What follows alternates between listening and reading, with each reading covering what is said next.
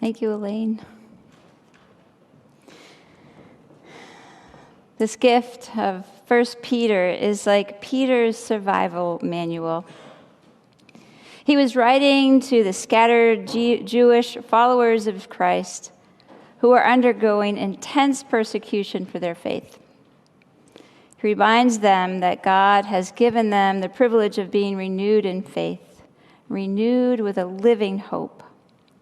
And with it often does come persecution from others. So Peter encourages them to prepare and to be ready to respond. Peter says that each one of us has been given at least one gift to use to serve others. And we are told and reminded to be good stewards of those special gifts.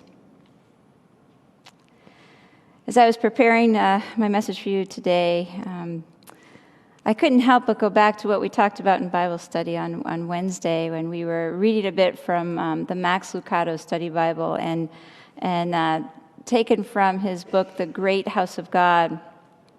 Max Lucado writes, "Do you want to know God's will for your life?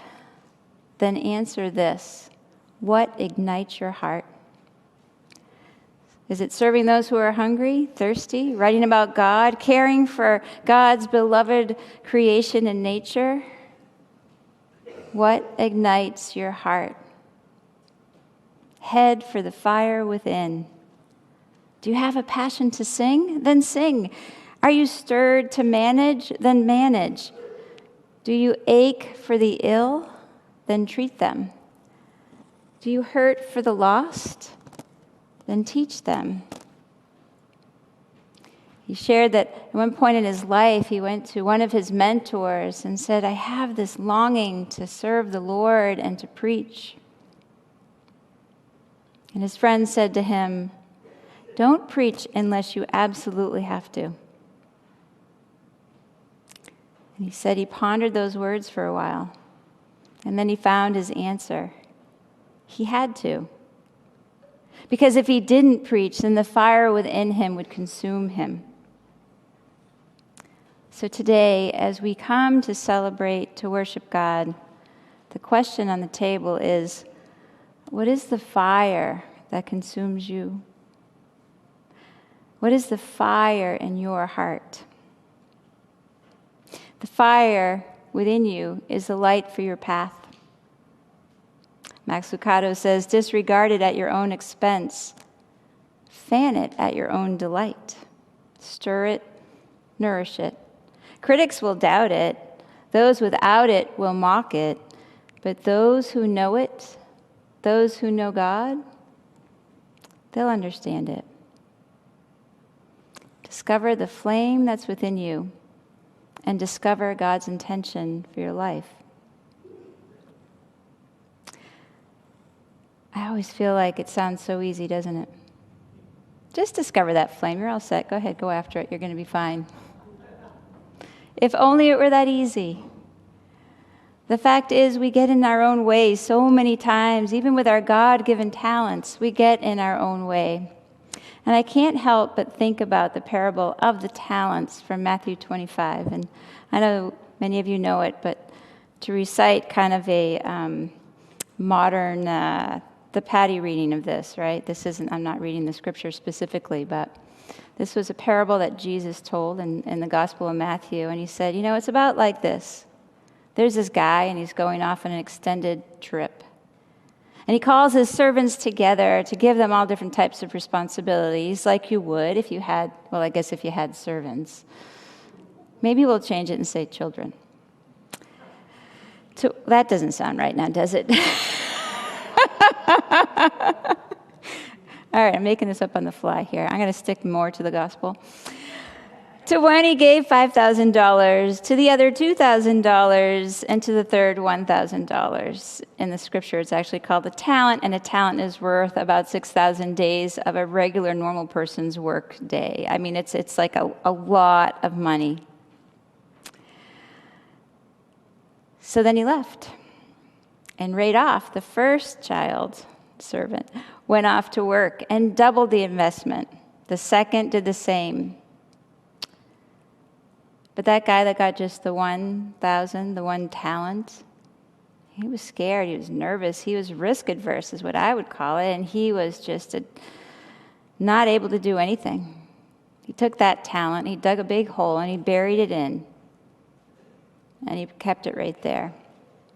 So then after being gone for a really long time,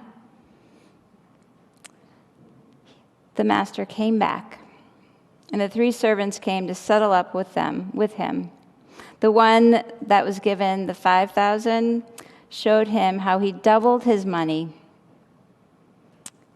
And the master was so excited and so happy. Good job well done. The servant with just the 2,000, he also doubled his money. Good work, job well done, you did a great job.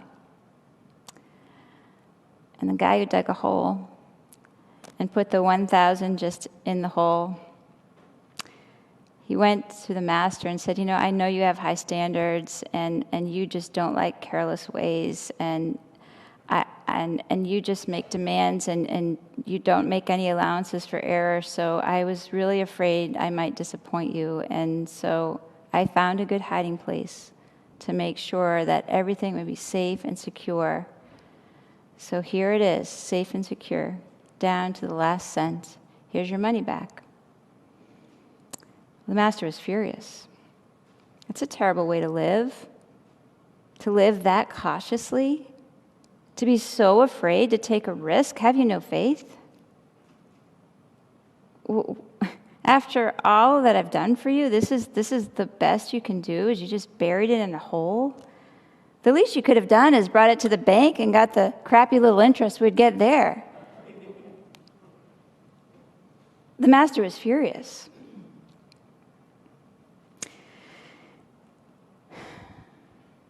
So he took that 1,000 and he gave it to the guy who risked the most, the person who had the 5,000.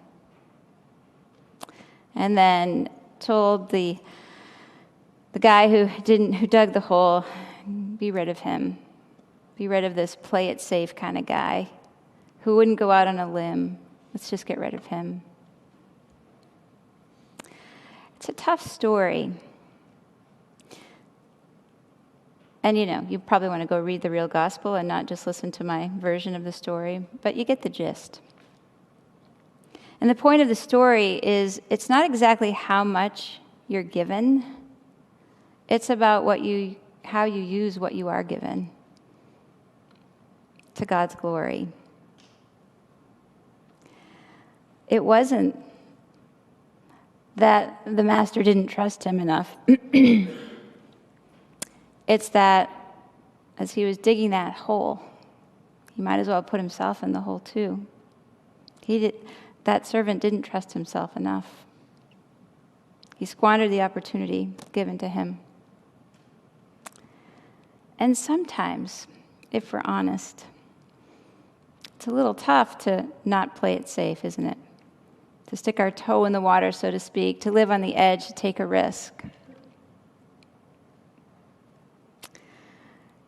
Recently, I've shared with you that my daughter Allie and her boyfriend Jake moved here from Maine. And the part probably that I didn't share is that they weren't happy in Maine. They were living in Augusta, and they felt like they were the only younger people in Augusta. They just felt like they weren't able to find community. They didn't like where they lived, and their jobs weren't the jobs of their dreams. And so they moved down here. They took a risk. They left their jobs before they had jobs. It was a risk. And I was so proud of them for doing that. Because how many of us live kind of in a situation that we're not so happy in, but we're too afraid to take a risk and to change what we can change to find joy? It's the kind of thing we're talking about. It might not be that big of a risk for you to share a talent that you have, but to even acknowledge a talent that you have and then share it, for many, is a risk. What if what I think is my talent, others don't think? Others don't share. And Peter says, yeah, you'll be persecuted, no doubt. You will. We all are. But the idea is to identify these talents that we have from God, these God-given gifts, and to figure out how we can share them. Have you heard about the difference between a growth mindset and a fixed mindset, right? If we have a fixed mindset, we're a bit change adverse. We don't dare to move out from where we're comfortable. Growth mindset is moving forward, learning, changing how we are from day to day, getting out of our rut to try new things. As I look around, many of you, I know your stories, and I could be calling out to say, like, Linda started going to all the fun, exciting things at the senior center, even though at first she wasn't wanting to do that.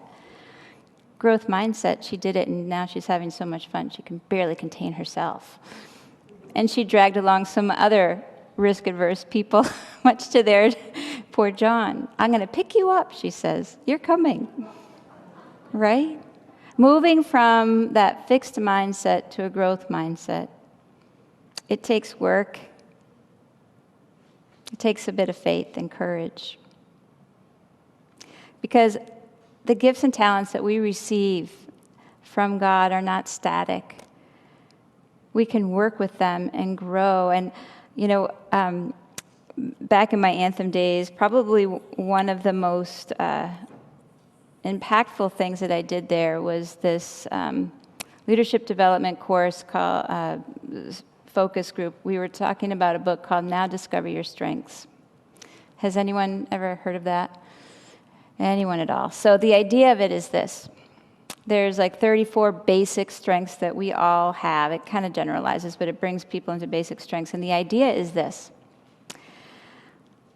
Throughout, like our work life, usually, you get your annual review, and you'll have those things that are your growing edges, things that you need to improve, your opportunities for growth and improvement. And so for years, I'll use myself as an example. Mine was attention to detail. And I laugh so much. I think about when I first started working, and like my first resume said attention to detail. And I swear because that was the resume example. So I just put it on there because I figured that's what you put on there. I mean, I have some attention to detail, but I don't have a lot of attention to detail, let's just say. And so on my personal improvement plan at work at Anthem used to be like, some of those attentions to details, like some of the, staring at the spreadsheets all day kind of stuff I needed to do that I really didn't like to do. And I would find myself like, it would take me double the time to do anything in that category of work than it did in the things that I really like to do. And so this Now Discover Your Strengths idea is that for those strengths that we have, like your top 5 strengths, the amount of time you put into those to building your strengths to be stronger in the areas that you already are, exponentially, you will grow so much more quickly than you will trying to grow in the things that really aren't your strengths. Now, that's not to say we're all can become lopsided and not as well-rounded as we should become, but for me, I know that I need to have people working closely with me who are very attentive to details. No one's to be named specifically, but I need those people close to me to say, hey, Patty, did you forget? I'm like, I did. Thank you. So, it was so freeing to know that when you're working in your passion and when you're working where that flame is within you, it is inspiring and you can move further so much more quickly. Now Discover Your Strengths. If anyone's more interested, it's Clifton Strength Finder, and I can share lots of information about that with you. It's exciting, it's fun, it's changed a lot for me over the years and helped me also see my friends and neighbors with strengths that I realize I need, versus sometimes when someone has very different strengths than you, it can become annoying. Like being in the meeting with someone who's always going over the details to a finite degree, that's not my personal person, but someone who might do that to the nth degree, and you're like, oh my gosh, to realize, oh, thank God they're doing that because I'm not doing it, right? Makes a big difference. The other thing that we can do as we think about using our talents, growing in our talents, feeling more comfortable, is to think of stewardship instead of ownership. Our God-given gifts, our talents, are gifts from God, and they're ours to steward, to take care of, to grow, to foster. They're not just things we own. To keep us from some of the fear and some of the things that stymie our progress, a quote from President Theodore Roosevelt. He said once that comparison is the thief of joy. You got to wonder if that guy who got the one bag, the 1,000 pieces of gold versus the 2 or the 5,000. Can you imagine, like at first he was like, woohoo, I got 1,000. And then he looked over and saw that his neighbors got 2 or 5 and said, yeah, all right, this isn't so good. You think about how things look wonderful until you go on to darn Facebook or Instagram. You know, you're at home and you're really enjoying your homemade little cake that, you know, your partner lovingly made for you, and you're all excited about that. And then you go on Instagram and you see that, you know, your buddy got an all-expense trip down to the Pats game and the, what do you call those, the club boxes and a limo and like all this extravagant, again, wonderful stuff that you would love to be doing. And suddenly you're like, about your cake. Comparison sometimes happens. It gets in our way. Nothing ever good really comes from that. We spend too much time looking at what everyone else has instead of enjoying the gifts that we have. We oftentimes put so much more value. Like I've said so many times, oh my gosh, I wish I could sing and play instruments like Dave. Like I would do so, what would I do with all those gifts, being able to play all those instruments? Like my gosh. Instead of thinking what I do with my own gifts, right? We maximize what we do with gifts we don't have and minimize what we actually do with the gifts that we have because we're afraid. We're afraid of judgment. We're afraid of not being good enough. We're afraid maybe of being asked to do too much, not being able to set boundaries. Like, don't tell the pastor that you know how to play an instrument. She'll be bugging you every week. So when are you going to play that flute in worship? Right? I see sometimes, like so many of you, I'll hear from someone else that one of you has this amazing gift, and I'll say, oh my gosh, Glenda, I didn't know you could hula hoop like that. And then you see the person never like making eye contact with me again because they don't want to be asked to do it in front of people. I get it. It makes me giggle, but I get it. So as we'll be hearing more about stewardship this week and talents, you're going to hear from Debbie and Steve in a few minutes. I have a challenge for you this week. What is the talent, at least one? What is a talent that God has given you? And I can promise you, if you are sitting there saying, I have no idea, I don't really have any talents, come and talk to me because I can look out here and look to you at home. I can tell you some talents that you have. See, as pastors, we're kind of trained to see them. I look for them all the time. Look for your God-given gifts to help you find a way to use them. So what is your talent? Once you find your talent, once you figure that out, what's a commitment you can make to invest your talent into something for God? Because much like those talents, for those that took the risk and understood what to do, those 2 servants, they multiplied. Yours can multiply too. It could be something simple and small. It could be something magnificent. Find your talent. Find a way to share it. May it be so. Amen.